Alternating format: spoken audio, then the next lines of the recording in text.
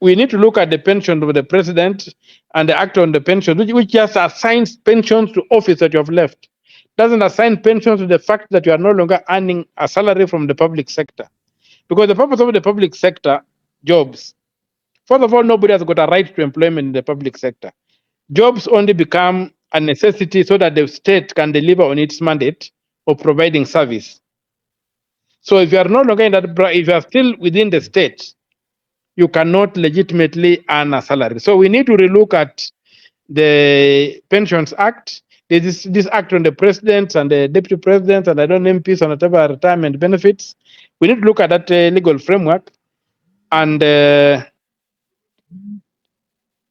address it properly and get the situation whereby no individual can continue earning a pension as you serve in a different office. Even you have governors who had, or other people who had served as MPs for 2 terms, and they went into administration as governors.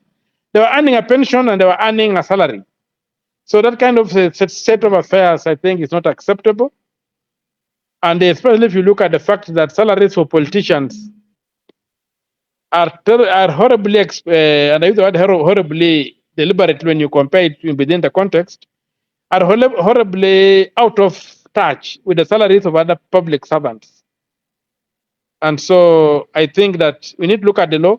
And these laws are not just about pension. We have a lot of statutes in our books that contradict the Constitution and are being implemented. Even the Public Order Act that was used the other day is against the Constitution. So there's need for Kenyans to look at our legal framework and remove those laws that contradict the Constitution, so that those who execute power are not able to use these laws to do what the Constitution forbids. That exercise was supposed to have been done within 10 years, within 5 years. But we are now in 13 years down the line since the new Constitution.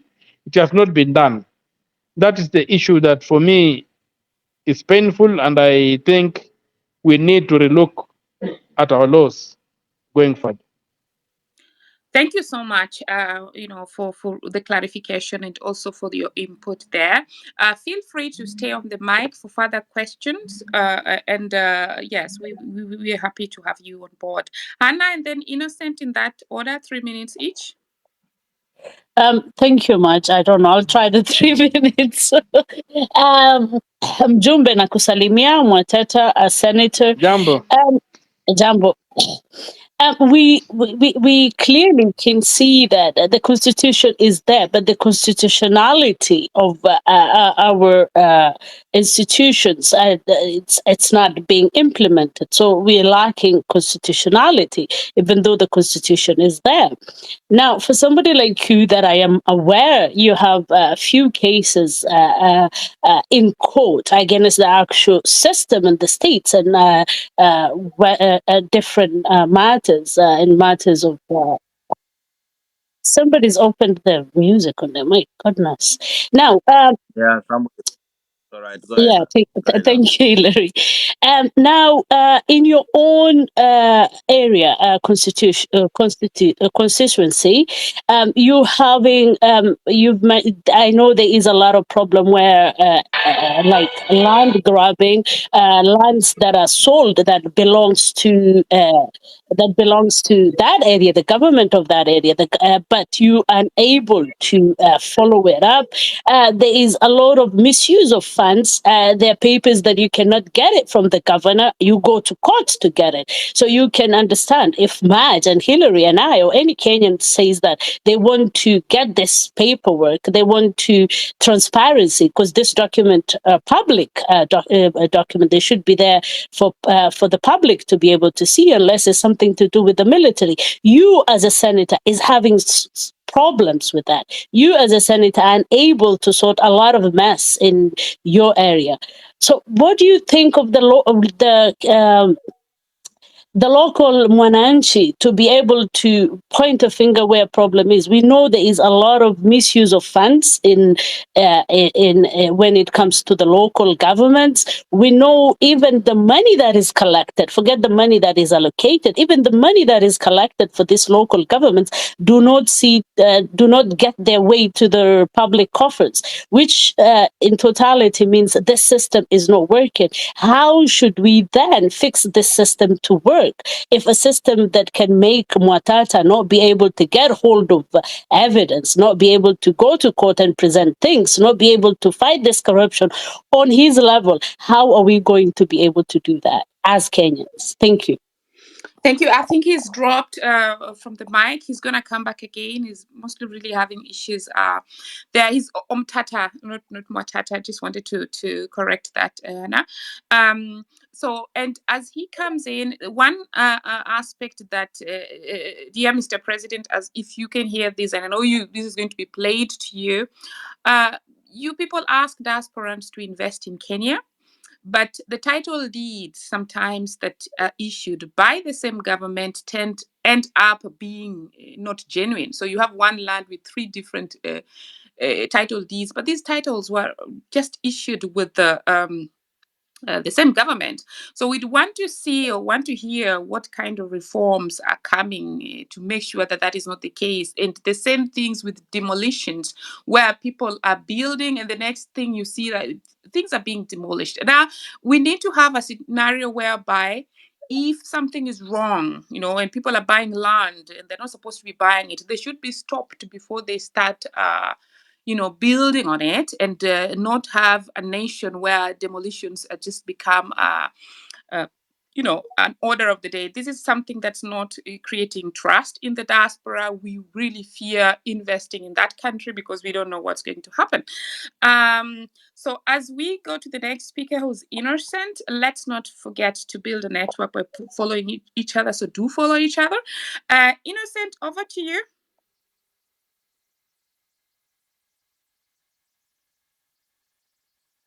Innocent, can you hear us? Maybe it's not. John Mark. John Mark, go ahead. Then Victor. Then Gada. Thank you, Gada. thank you, guys. It's an honor to be on the forum, and Maj, thank you so much for the work you guys are doing.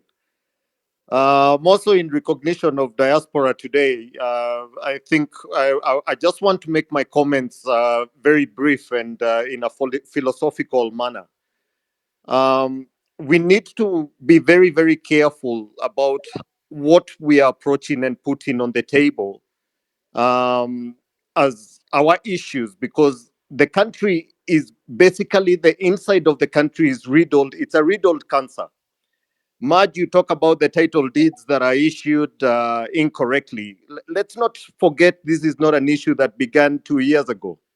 Neither is it done by Ruto or any other president that has been there. So what I want to reiterate here is the words that Honorable Mtata has reiterated. I think the issue that we need to be looking at here is our constitution. We, as the people and the owners of Kenya, blessed by God, those who are here and those who are in all other countries, because today diaspora is a constituency in Kenya. So we are all a part of our country, no matter how close or far we are. We need to look inside ourselves, and we need to have a moral discussion. And that moral discussion needs to go to each and every one of our individual hearts. It's about the values and principles, and the first preamble of the Constitution makes it very clear. So we need to have a discussion around the morality of our preamble and civil education, and everything else can then come falling into place. But we have a beautiful country, and we now have a people who are ready to take responsibility, no matter how hard or painful it's going to be. And finally, for the government, with the withdrawal of the finance bill, what that has shown us is, as the people, we have the power to hold the government accountable.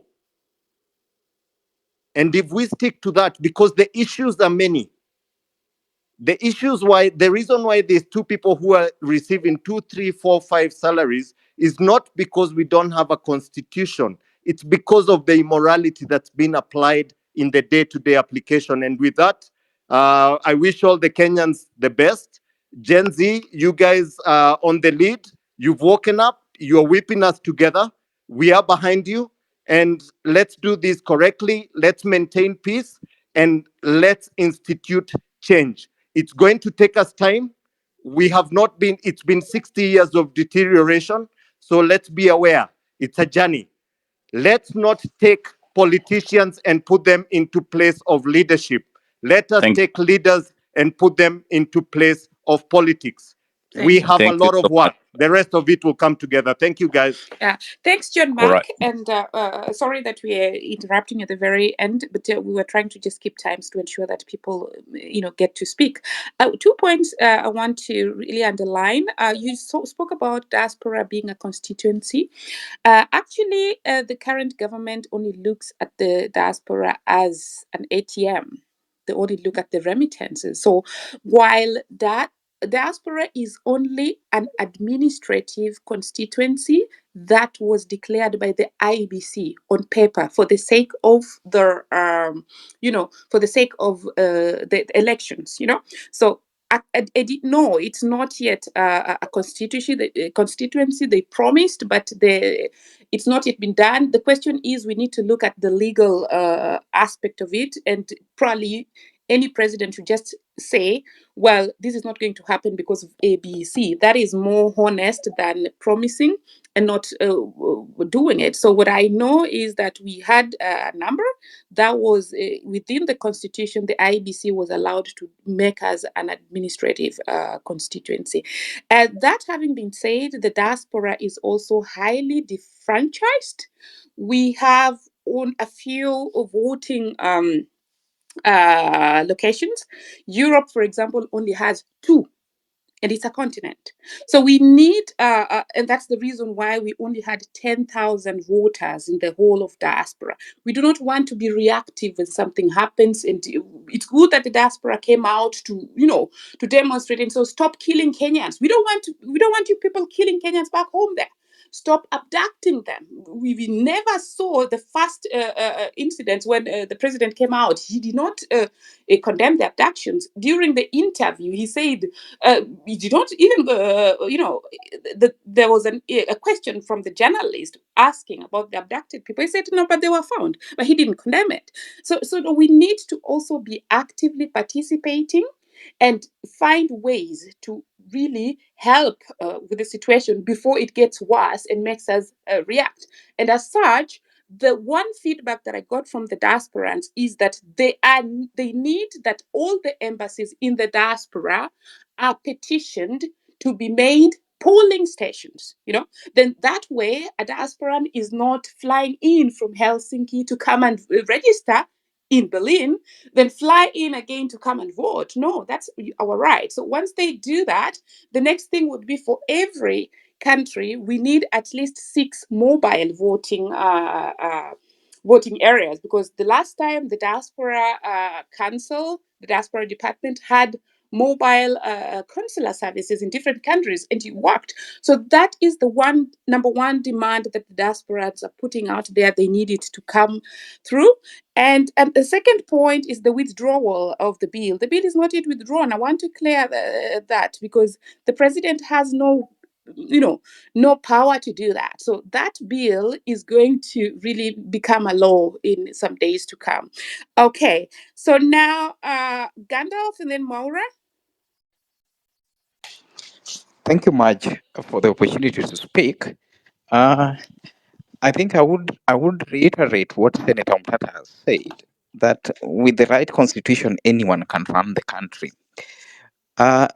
Like you've mentioned before, the diasporans are a cash cow, partly to the government of Kenya, and as such, I think it is important that our concerns are addressed. Now, you in any given business, anyone investing in Kenya or any other place, yeah, you want some sort of stability, you want some sort of surety, yeah. But in Kenya, you open a business, you have cartels left, right, and center. The rules are not clear. You don't know sometimes who is in charge and who isn't. So it is a mess that we have down there. That being said, if you look at the Western worlds, we've copied democracy from these people. In Germany, here you see, the Mittelstand and all this kind of stuff. Anyone can open a business, whether you are running a small bakery or whatever it is, but the rules are clear. The rules of the game are clear. The reason as why I'm raising this, we have a major problem called nepotism in Kenya. We have bureaucrats that occupy offices with their relatives and friends. So, Senator, as you people legislate, as you people oversee whatever is going on, we will have presidents, prime ministers, or cabinet secretaries that will ignore court orders because we have a system that have put people in place that ensure that the cartels run the show. We have a corruption problem that is not only institutional, but it is also becoming a cultural thing, partly. Our environment determine how we behave. Now, if you grew up with nipatie kitu kidogo, it becomes part of you. So this is a generational problem that we'll have to deal with. Yes. The one thing you notice out here, for example, is the honesty. I live in Germany and these people are honest. That is the first thing you notice. Right from small kids, quite honest. They give you answers straight as you want it. Now we have to start changing from that aspect. We have to start being honest. It is good, and I'm happy that we have people like Omtata. We know that people like Omtata are not for sale, not unless otherwise. Yes. But our biggest challenge is in as much as we want a constitution that works, we have a problem of nepotism. We have to acknowledge that Kenyans are quite tribal to the core. That is something that we have to acknowledge. And once we've acknowledged that, do we come up with laws?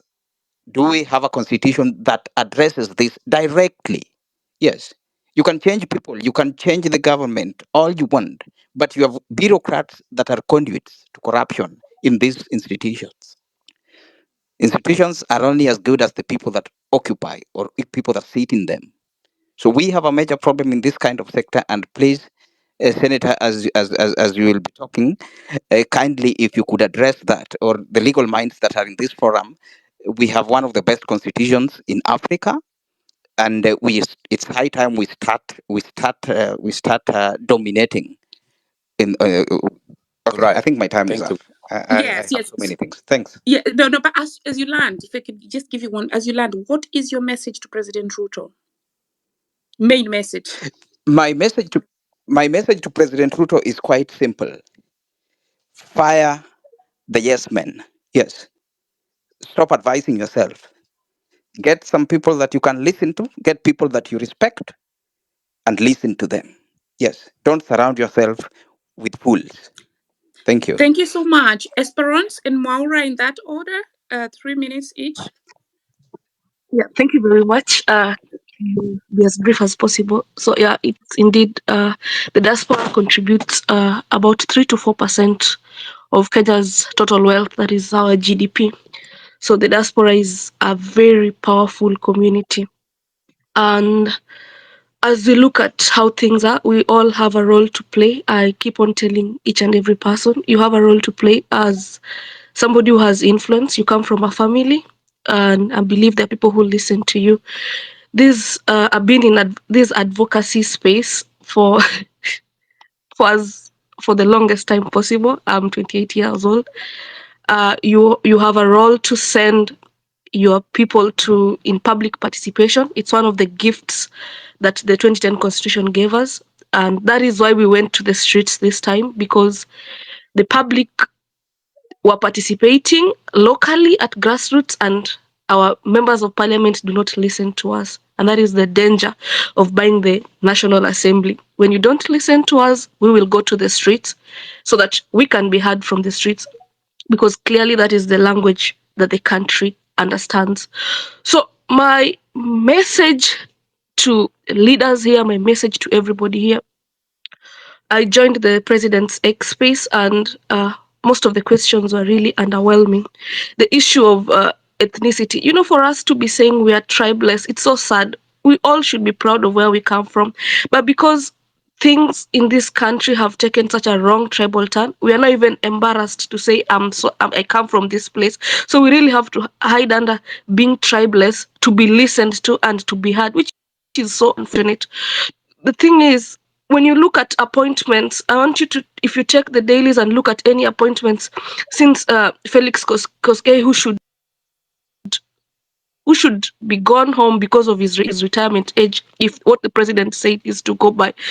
I mean, we have people, we have this issue of affirmative action. You realize that even people now from northern Kenya are more employed than people from Teso and other communities. For heaven's sake, we can't have 2 or 3 ethnic groups taking more than 75% of office spaces in this country. You can't tell me we don't have a Marakwet, or when we say Kalenjin, we're grouping people. We don't have a Marakwet who qualifies, or a Teso, or we really need to. There's still a lot of fight that needs to be done. The issue of ethnicity in our country needs to be addressed in public spaces and in government offices and all that. Another issue is we had the 2/3 gender rule that we are proud of as a people. But when we look at the executive, of which the government has, out of 12,000 employees, I think the judiciary has reached have tried and gone above the 2/3 gender rule, and they have 50-50. But when we look at the executive, out of 12,000 employees, they have apparently 3,000 females only. So we really have a long way to go. And if we are to look at Sabasaba March for Our Lives today, what I like is that this movement cannot be stopped. We just had a little bit of more confusion here on X, but when you go to TikTok, you go to other spaces and on the ground, I mean, we young people, we are still charged, and we're not stopping until we get change. We will be heard by at least 1 or 2 people. We have to save this country because it's gone to the dogs. We have to do whatever legal things we have to get things in order.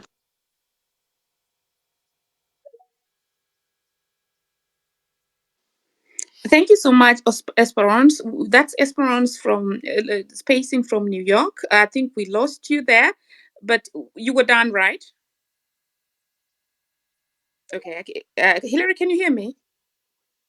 Yeah, I can hear you, Maj. I think Esperance. we lost that. Yeah, okay. Maura, over to you. Okay, thank you. I think you can hear me. Okay, thank you, Marge, and thank you for hosting the space.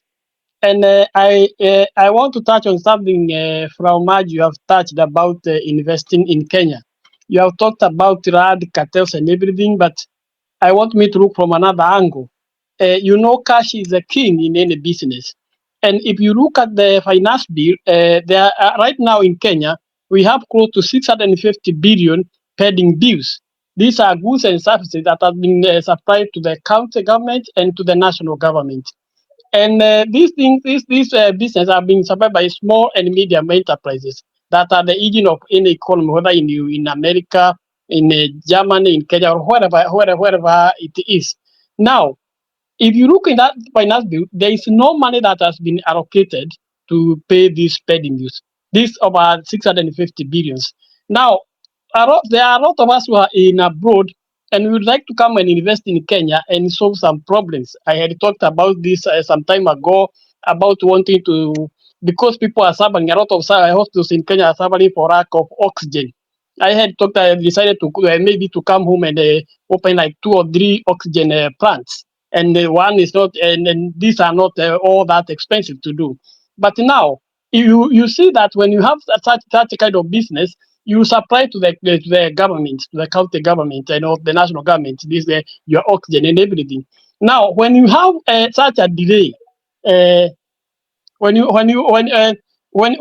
have such a delay when you see that kind of money and you are not being paid, now you really wonder what is happening. So my question to Senator Okiya Omutata, if he's here, you should ask us: can they legislate a law whereby if you supply goods and services to the county of the national government, you be paid within 60 days? Failure to which, or there should be a law that every day what you are owned by the government, the county governments, increases by with a percentage of 2%. That way, the government will have enough discipline to pay us. And message to Ruto is he should just vacate the office. 2 years enough. He has done enough mess. Thank you much.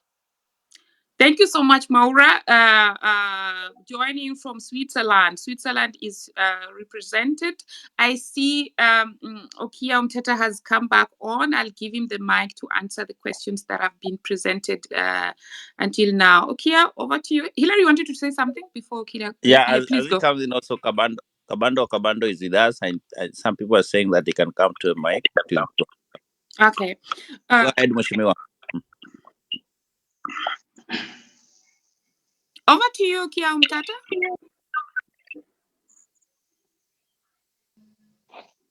John Wakesa, I would request that maybe the question be repeated. So there's some have another attack. There are too many calls being made on my handset from numbers I don't know. So, but I think that first of all, to begin with the question of pending bills. Pending bills are things that are unconstitutional and unlawful. They should not be there. What has happened is that these pending bills are monies which have basically been stolen, whereby legitimate procurements are made, money is released from the treasury, and then there's something they call voiding. They are not paid. After the money is received by the entity which is procuring, they do what they call voiding on the IFMIS. And once they void this thing, they have the money, they divert the money to other things that have not been budgeted for. So you find that you have got a legitimate claim, has not been paid, but claims that were not in the budget are being paid. So largely these spending bills are monies that have been stolen from the public through dubious means, and we cannot repay them without necessarily going after those who are behind them. Because the law is very clear that you cannot procure without having money.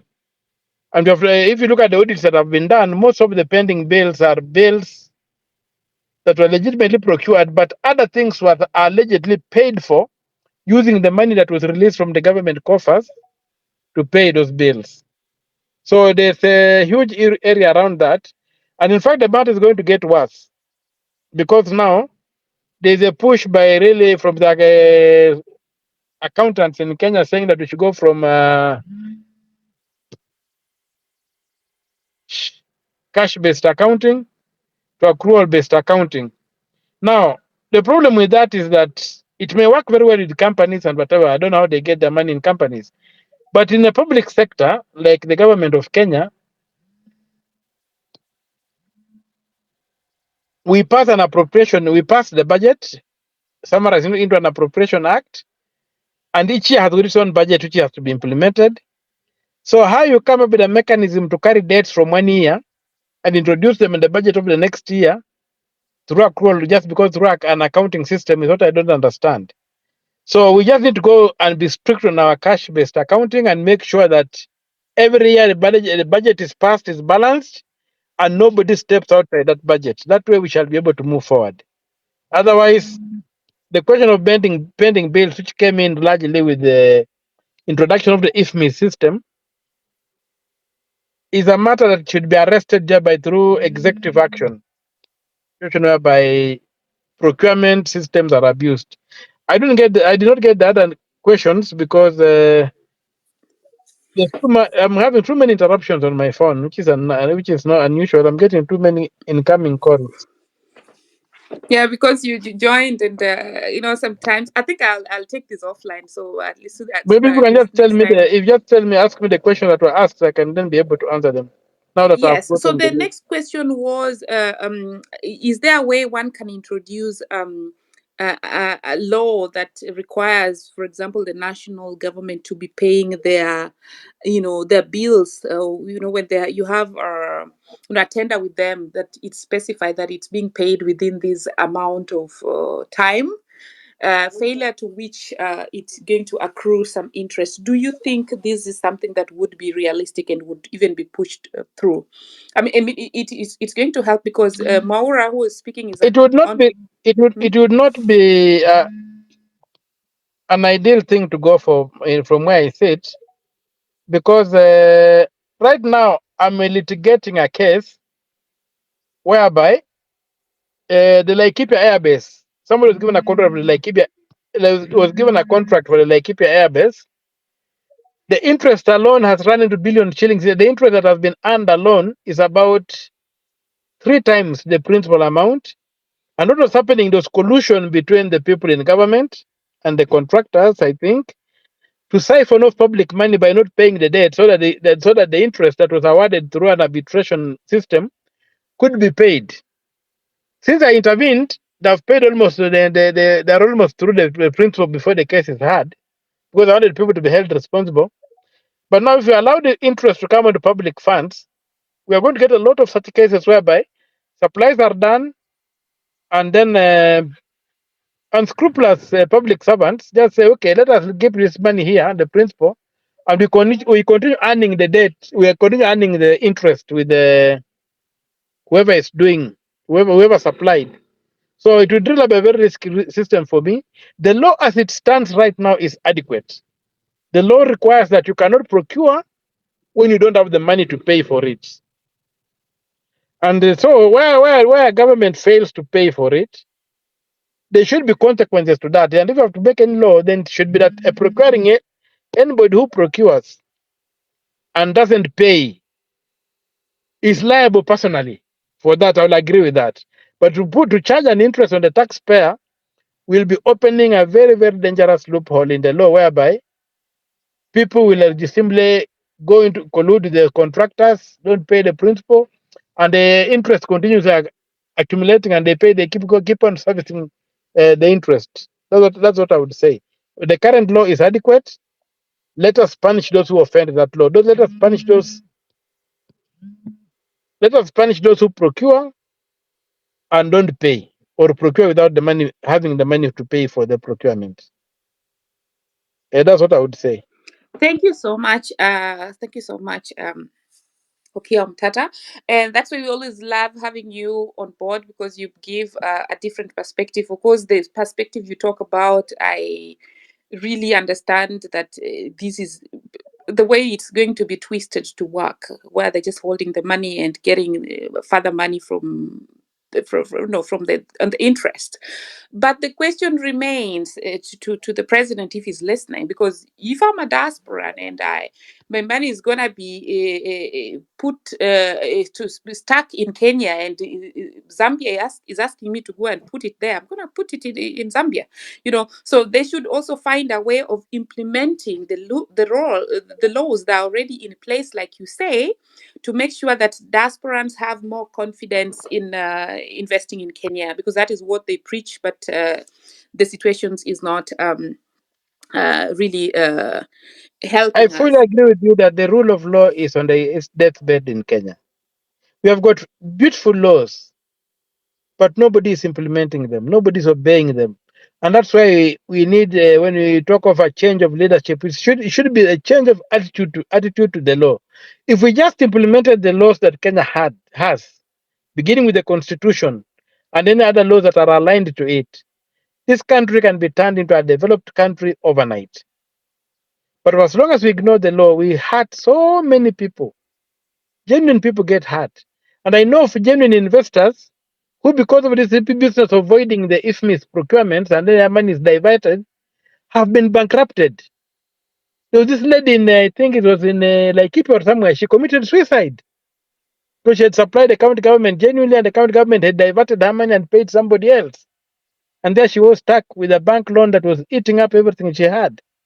So it's really thing, but we must get people who will implement the law.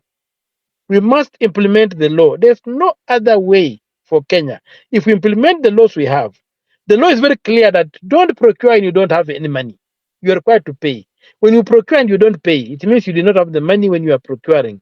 That procurement officer should be punished for breaking the law, but they don't get punished. And that's why, okay, you are having pending bills in billions of shillings. Why didn't we have pending bills under Moi? That's the question. Why didn't we have pending bills under Kenyatta one? Why are we seeing pending bills beginning to appear under Kibaki, maturing under Uhuru and Ruto? That's the question we should ask ourselves. A It's very because we had, yeah, Go on, just go on. it's because we came in with this system whereby we had this thing called the IFMIS, we went digital, and what have you. Then some craft fellows are abusing it and denying genuine suppliers a chance. You make you tender, you go into a tender, you win the tender, everything is cleared, the money is released to pay you. Then the paying officer does not pay you, goes and procures somebody else and pays them. Then you who was genuine, whose documents were used to get the money from the state, remains with a pending bill. That such a fellow should go to jail. Why are we negotiating with these characters? Why are they still in office? And it's happening across the land with no accountability. That's how I'd put it. Let us implement the law and deal with these people ruthlessly. If we get a dictatorship of the law, Kenya will be saved. Without a dictatorship of the law, Kenya will not be saved. Everybody from president to the citizen must be subject to the law and must suffer the consequences of the law. If the president is not wearing a seatbelt, a constable on the beat should be able to arrest him and hold him accountable for violating a traffic rules. If we get to that point, this country will deliver on the promise it has for its people. And that's all. Thank you so much, Okya Omutata.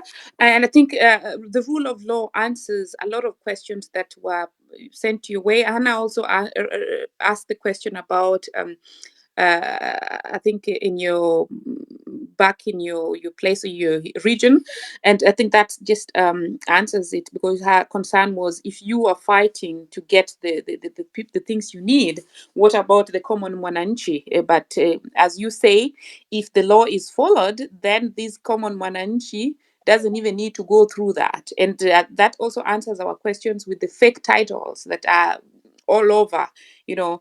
Yes. And also, I may just add that it's not just in my country that I've been unable to get documents. Even in parliament, there is this thing that what we say whereby under the last years of Uhuru, they came up with a scheme to steal from the public, where they came up with this thing called the Kenya Development Corporation, and used an archaic law in our rules, a law which was meant to have expired with the colonial government, but was still in our books, which incorporated the Minister for Finance as a corporation, so that the British Crown could transfer assets that belong to the Republic of Kenya to the new state. That was done. Now, using that law, Ukuri Atani, who was the Minister for Finance, constituted himself into a corporation and decided to form a corporation called the Kenya Development Corporation, and using a gazette notice, transferred assets from all the other state agencies to this corporation. Similar to what Ruto was saying, that he has dissolved state corporation. How do you dissolve a state corporation which has got an act of parliament? So they did that and they brought these things in, but they forgot to do one thing, that to validate a gazette notice, legal notice, you need to take it to parliament within 7 days of the sitting of parliament. They didn't do that. So I've been trying to go to get parliament, to get the clerk of the National Assembly through the table office to write to me and say that they received this document or they did not receive that document. They have refused. I know they did not receive them. I've checked the register in the table office. The minister never, Ukuri Atan never tabled that legal notice of his. So it was a nullity, and therefore the Kenya Development Corporation has got no legal framework that it has it, but it has taken all the assets from the tourism industry, things like ICDC, Kenya Tourism Development Board, whatever. All the things have been taken out there. All the assets, some of them have been stripped and sold for a song to private investors. My attempts to arrestees are being frustrated because I just cannot get a letter from the clerk of the National Assembly confirming that the minister never tabled this document to get validation of parliament before it could take effect. So these are the kind of things that we deal with. So if I'm a senator and a clerk who is a junior to me defies me simply because he's well connected and he cannot give me documentation, and state assets are being stolen, even right now, the KDC is disposing of a massive assets, the tourism industry, and it's being sold to people who are networked. And then KDC itself is registered at the Attorney General's office by a private lawyer. The Attorney General is not involved. All the directors are private people. So, how do private people register a company and transfer state assets to that company? State assets worth 500 billion shillings to that company just by a gazette notice, which is not even tabled in parliament to be validated. You know, that is the mess we have in Kenya. And you cannot get a letter just for you to go to be able to move the court to stop it. So there we are, rule of law. The country is just in a total mess.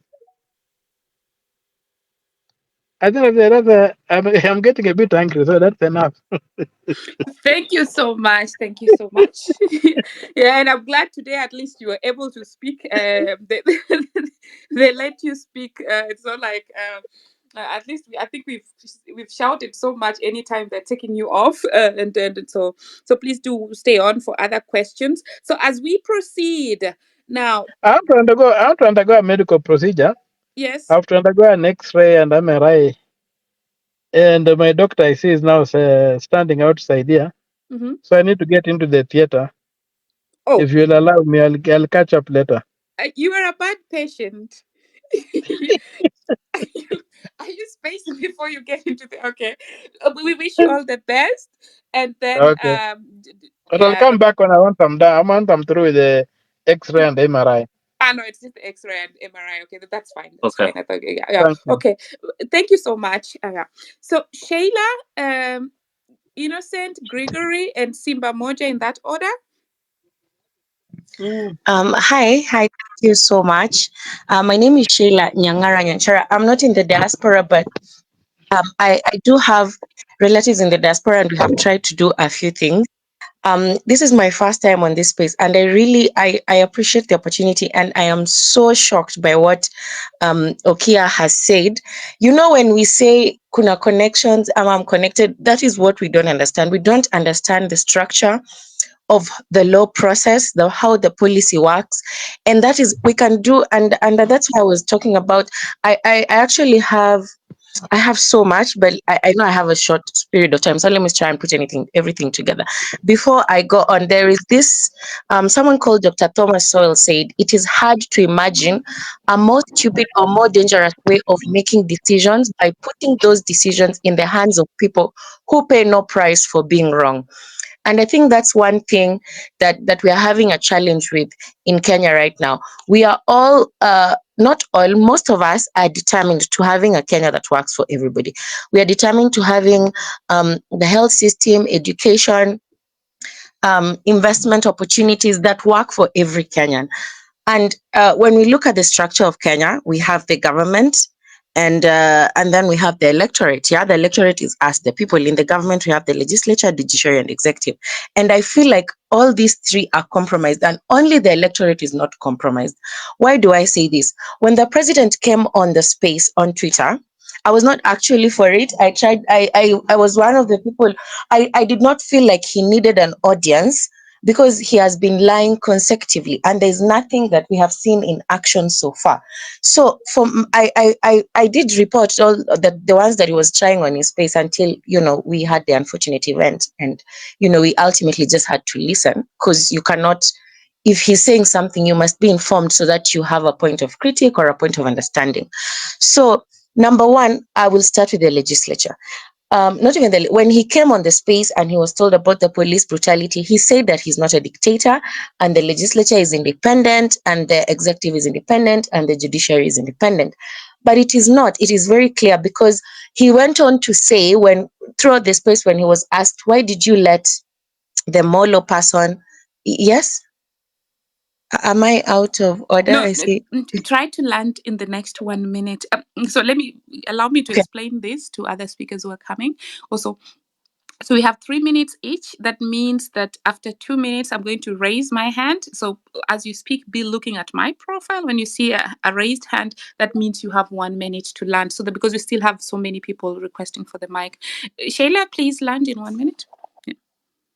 Okay, thank you. I think I also have another space. I want to inform people about the road maintenance levy that Burkomen brought about. I think it was they were supposed to increase the cost of fuel and everything in the finance bill, but since it did not go through, we got to know of the levy on 23rd June, and since then, that's when the media came out on 24th, 25th. Thereabout, after we finished the finance bill, I tried to sensitize people about the road maintenance levy. On 5th July, on Friday, was the last time we were supposed to send emails. We do not trust that they read those emails.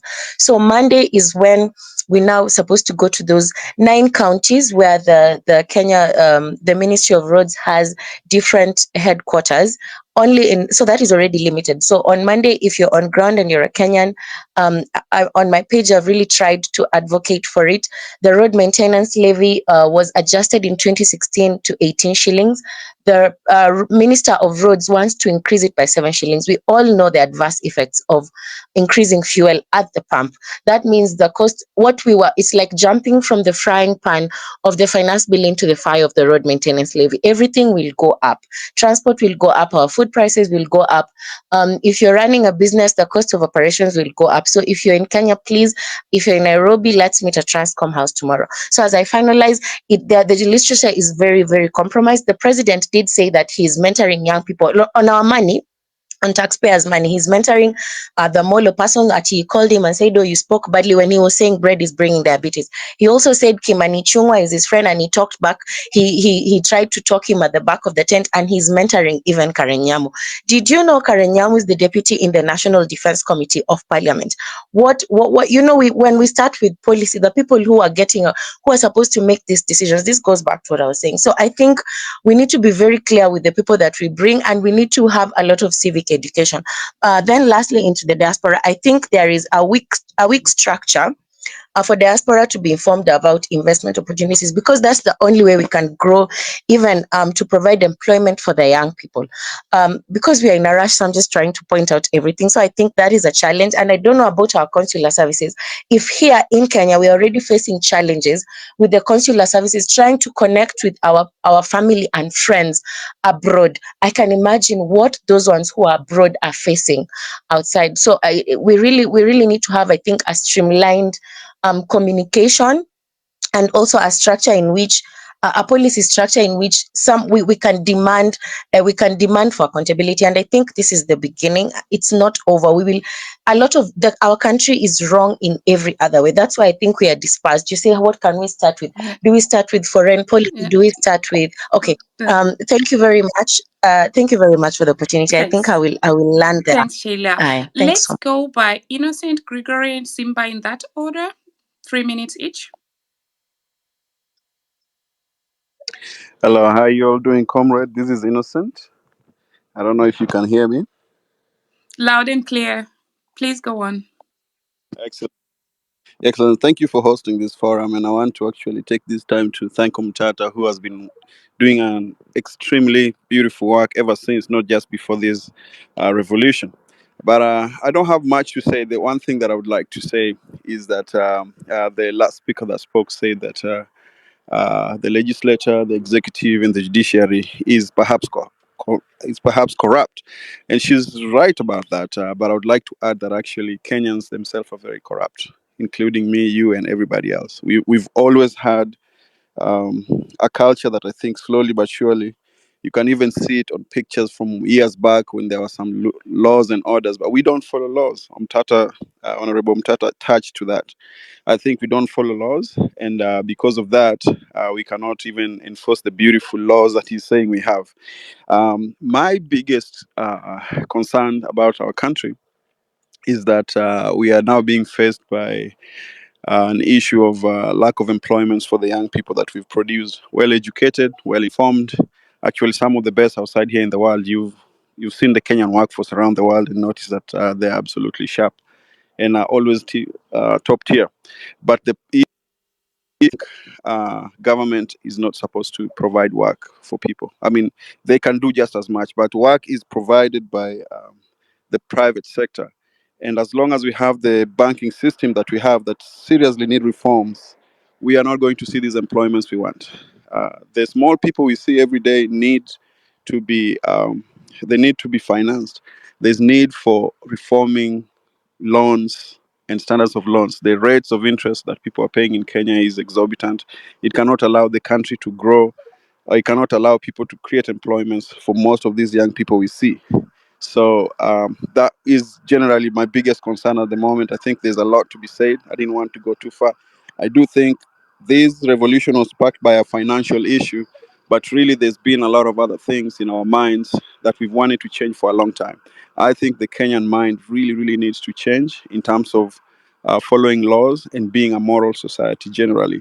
Above that, all I can say is continue the work, good work. The Gen Z, we're really, really proud of what you've done, but do not forget to include every other single person in the country, because if we start to divide by just being a small group of Gen Zs and not include the rest, come 2027, we'll be in for a frying pan. So good work, Gen Zs. We are very proud of what you've done. Continue including and continue investigating what can be done and what can't be done. We are here supporting you. We are very proud. Thank you very much for everybody agitating in this space. Thanks so much, Innocent. That's Innocent. Spacing from the US. The next person who we had on the mic was Spacing from Qatar, but no, Bahrain, but he actually dropped. Please pick the mic again. There's another person also who's in Qatar. There's another one in Thailand, because we also want Asia Pacific to join. It's getting late, very late on their end. So please, we don't want to discriminate against. I don't know why that speaker actually dropped when he was waiting so much. Let's go by Simba and then Jerry. No, before Simba, I just wanted to, because highlight what Innocent said about the interest rate. Guys, if you want a mortgage, I know people don't want to hear somebody saying in Germany, but you live in Germany, so should you say you live in Mars? So in Germany and other countries, the mortgage is below 3%. 3%. Yeah? Sometimes you get even 1%. Try to get that in Kenya. The banks are stealing from people. They have these women groups that start like the community based. But before you know, they are going to be connecting with the banks. And many years ago, when I investigated, I found out that the interest rates that they were giving to those women, yeah, were even higher, because what they do for the women who are not working, these women cannot go directly to the banks.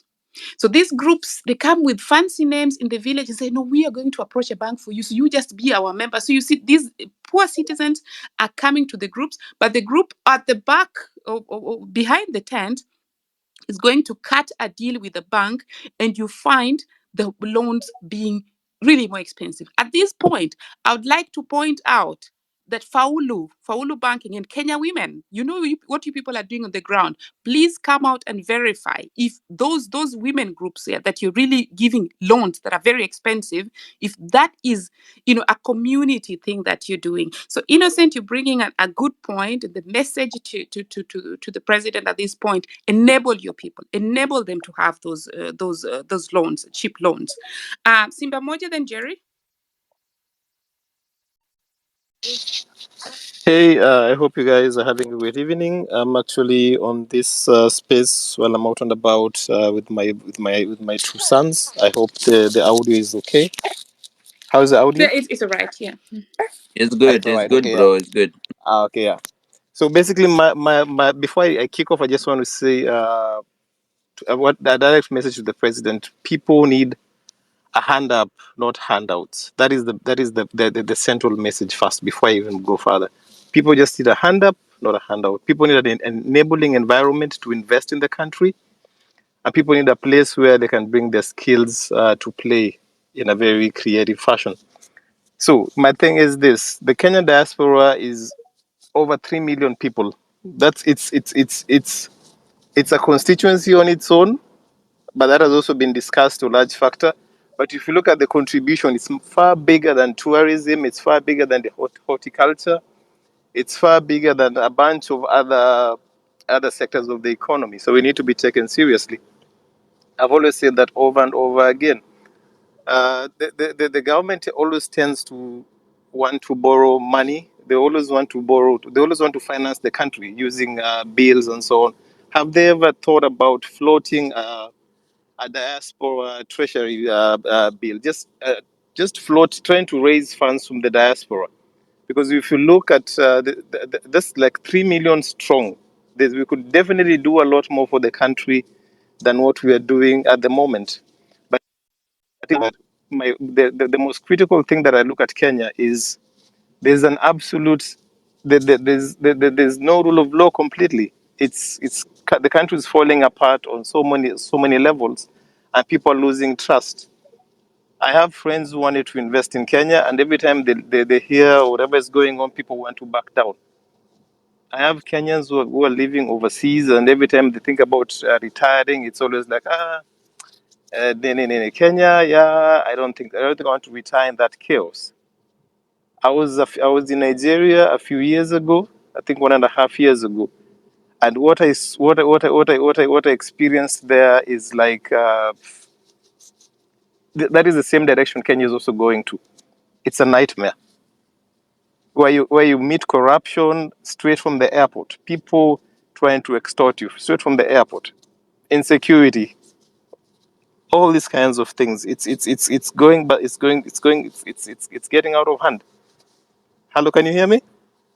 Yes, Simba, we can hear you. It's only that you're Yeah. saying that wind up, bro. Yes, Wind up, we can wind hear up, you. Yeah, wind up. I'm winding up. I'm winding up really, really quickly. So my thing is this: if the president really, really wants to show that he's taking us seriously, he needs to start off by uh, taming corruption in the country and increasing investor confidence in the country.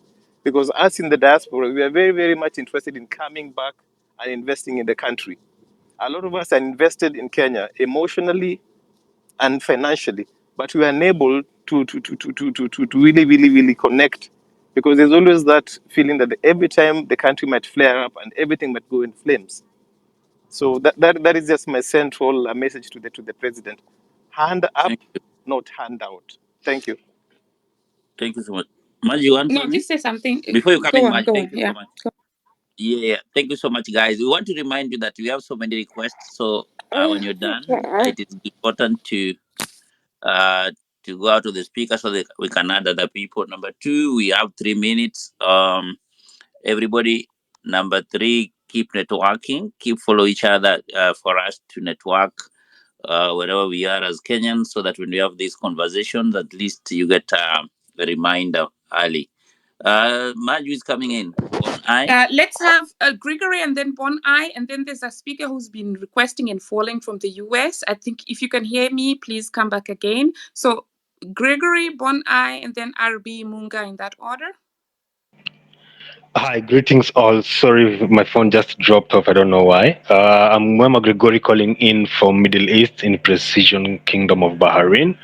And my take onto this is I would urge kindly the government to, first of all, open room for skill transfer and opportunity transfer, because there is vast opportunities over here in the diaspora, and they need to be tapped by the government. Another thing is, I don't know why we're going out to borrow money if we can be able to open something known as a consortium for agriculture and other export opportunities here in diaspora to be linked with Kenya. For example, I'll give you a short statistics because of time. We see that like Jordan itself just exported to Kingdom of Bahrain, which is just a quarter of Kenya, tomatoes worth 81.3 million Kenya shillings within 30 days only. I can go back to something like onion, a normal commodity that we have on base. India and China and Oman both combined, they exported to Kingdom of Bahrain, which is a quarter of Kenya. It is 83.2 million Kenya shillings within 30 days. So with the agricultural opportunities outside here, in terms of what they need, because they rely on import of everything, we can be able to service most of the debt that we have in the country. So that is something that we need to put on the table. And also, I would urge us as the diasporans, also and youth, to be able to open something known as the diaspora or as the youth chamber of commerce, so that you can be able to subsequently tap into the opportunities and empower each other. Thanks and thanks. I shall keep on holding to listen more. Thanks. Thank you so much, Gregory, for keeping the time. And Bon Ai, you're next. And then Munga, then Stradowski, in that order. Bon Ai? He dropped. He dropped and I can't say. he dropped. Let me get on. Then we go to Munga. Munga and then Stradowski. Munga, can you hear us? Yes, I can hear you. Yes. Can you hear me? Sure. Okay, go on. And start by telling us from what part of the diaspora you're logging into. To go? Yeah, please go. Oh, okay. So my name is Robert. Actually, I'm not in the diaspora. I'm in Kenya. I studied abroad, but I came back to Kenya voluntarily. I studied in Canada, but I'm back in Kenya. But I still have family members who are based in the diaspora. And actually, on my return to Kenya, I had a very bad experience with the Kenyan embassy. That's the Kenyan High Commission. I was not very happy with the way they treated me. There are good people and bad people, of course, in every service. But my contribution has mainly to do with the approach that needs to be taken with respect to transforming Kenya. I know there's a lot of galvanization, a lot of coalition around the specific hashtag of Ruto must go. And in as much as I support this cause, I don't think that it's as useful as looking at the key issue